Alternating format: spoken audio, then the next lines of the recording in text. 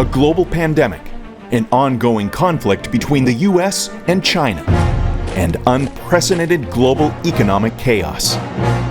This is our world, and it's one North American investors have never experienced before. That's why I'm looking for investments that will move the needle no matter what's happening on CNN. It's this quest that's taken me to the town of Massey in Northern Ontario, Canada. I've come here to find out if the stories I've heard are true. One of the world's rarest and most valuable precious metals has been discovered nearby. And if there's enough of it, it could be a game changer for the small company I'm going to tell you about today. This discovery could help solve a global environmental crisis and diversify global supply away from unreliable and, quite frankly, risky countries, while also offering savvy investors a potentially incredible opportunity. But my journey to get here didn't just start yesterday. It actually began years ago in a faraway, geologically blessed, but politically troubled land. Today is a day that we intend to end the violence. The point of this march is to intimidate anyone from going to work. These miners say no one should be reporting for duty until their wage demands are met. 34 men died when police opened fire on striking workers at the mine, 100 kilometers north of Johannesburg. In August 2012, South Africa experienced its worst violence in decades as dozens of miners were killed and many more wounded by security forces. They were working at one of the world's richest palladium and platinum mines in a town called Marikana, just northwest of Johannesburg. 3 months later, I was there, covering the aftermath of this horrific incident. I saw the people were running up and down, trying to save their lives. Nelson was an elected ward councillor of the shanty town, built directly next to the mine where the violence took place. This was the home of the workers shot by police. There is a problem here, my friend. I don't want to hide things. There is no water here. You can see the roads. You can see there is no houses. It's only shacks.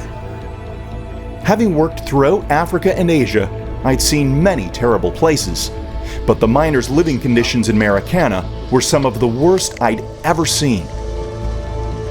Then Nelson explained why he believed they were so bad. Here in South Africa, yes, it's a lot of mines. And there is a money here, but South Africans, companies, I would say that, they don't want actually to pay their employees. That is why it's a lot of problems here. It's not only this mine.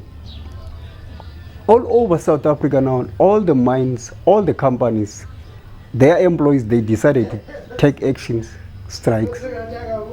So it shows anyone that there is a problem. The problems in South Africa that Nelson described for me that day years ago have reportedly only gotten worse. Working conditions in the mines haven't changed much, while the country itself is having trouble literally keeping the lights on due to widespread power shortages. The result is an economic crisis for those who live and work there, while globally it's translated into an accelerating shortage of one of the world's rarest and most needed precious metals, palladium. You may not have heard of palladium before, but this precious metal is more valuable than gold and 30 times more rare. And palladium is why I recently found myself on a float plane, headed to an island off the coast of British Columbia, Canada. This is Pender Island, home base for mining CEO Wayne Tisdale. Wayne has built his career finding cheap mining assets, developing them, and then selling them for enormous profits. He's done this 5 times over his career, selling 5 mining companies for over $1 billion in total. His most recent success was selling US cobalt in 2018 for $116 million. And Wayne believes he's just found his next big deal. What is it about your approach to business that makes, these deals possible?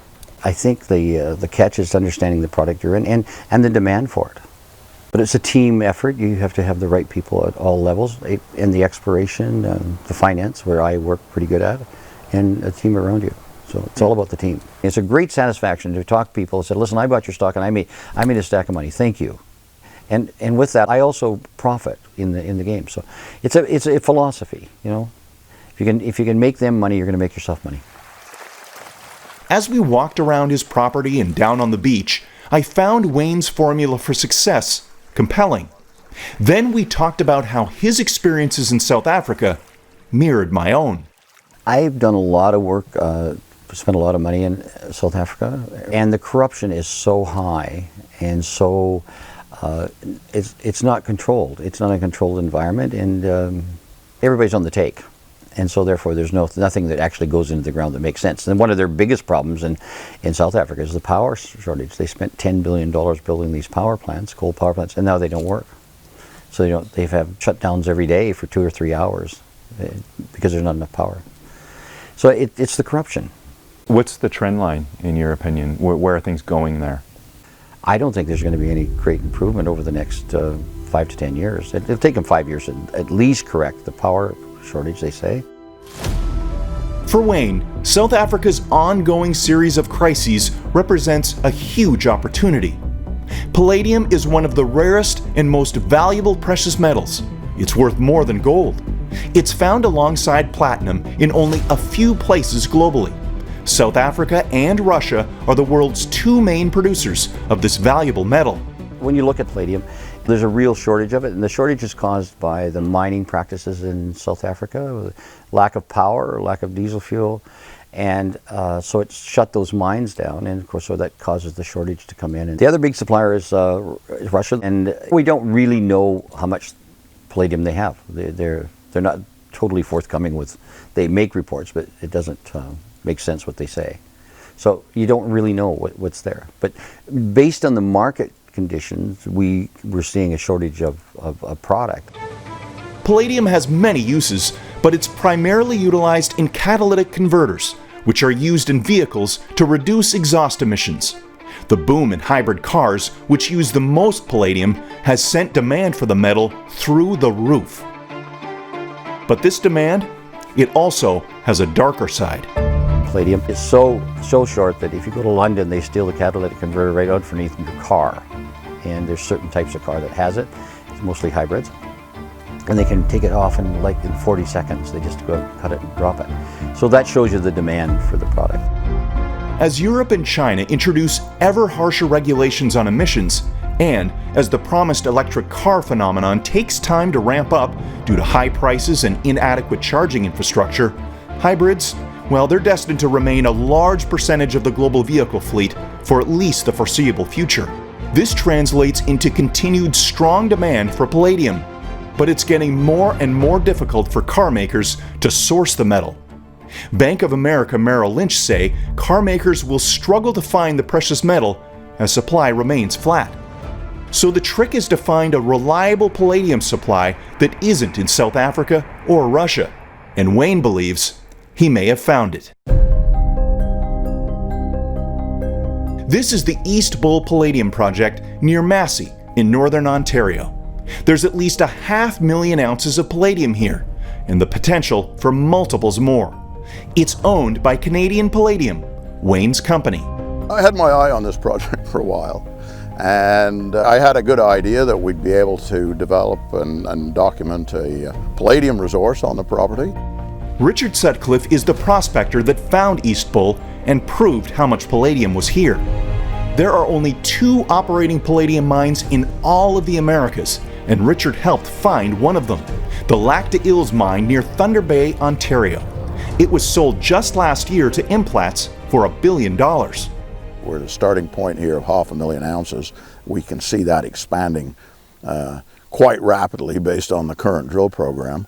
I think it's a deposit that has a clear path to success with on development. We see anywhere from 1.5 million to 2 million ounces of palladium equivalent being drilled off in the next little while. Gary Clark is one of Canada's top prospectors, the executive director of the Ontario Prospectors Association. He also serves on the Minister of Mines Mining Act Advisory Committee. One of the directors of Canadian Palladium, Gary is overseeing the drilling work here that, if successful, will dramatically increase the size and value of what's in the ground.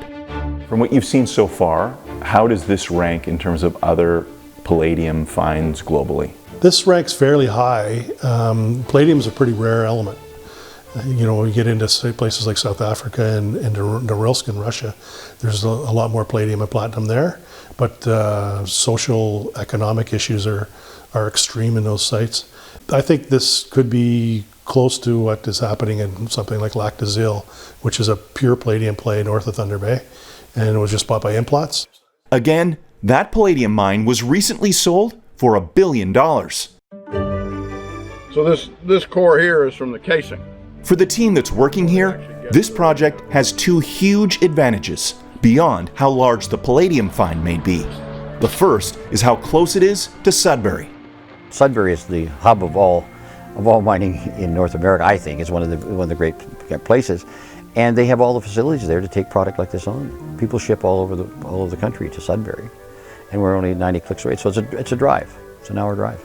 The second advantage is an extremely attractive one in an age where environmental concerns often delay or kill natural resource projects. Because we're only 90 clicks away from Sudbury in Massey, that is becomes a quarry, not a big mine footprint. So it's just a gravel operation basically, and you mine it, crush it, and ship it to Sudbury. So it's a very simple operation. It's no different than a gravel plant, and that makes it a lot easier environmentally for permitting, and we're not setting up a concentrator or needing huge tailings ponds or anything like that.